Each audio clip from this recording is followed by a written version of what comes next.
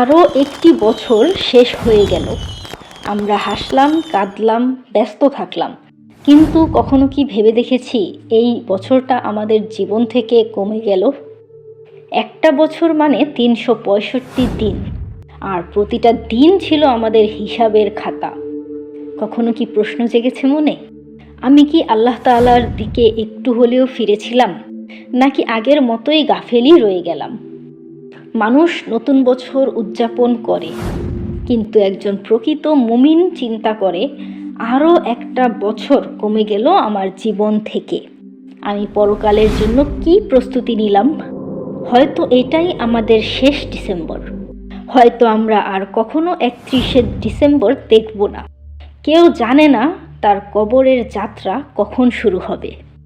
আসুন আমরা গত বছরের গুনাহের জন্য তাওবা করি, আগত বছরের জন্য হিদায়াত আর বরকতের দোয়া করি। আল্লাহুম্মা গফিরলি যামবি কুল্লাহু দিক্কাহু ওয়া জিল্লাহু ওয়া আউওয়ালাহু ওয়া আখিরাহু ওয়া আলানিয়াতাহু ওয়া সিররাহু।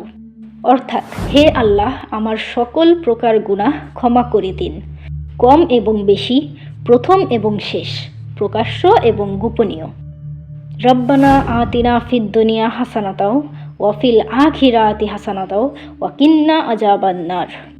অর্থাৎ, হে আমাদের রব, আমাদেরকে দুনিয়াতে কল্যাণ দিন আর আখিরাতেও কল্যাণ দিন, এবং আমাদেরকে জাহান্নামের আগুন থেকে রক্ষা করুন।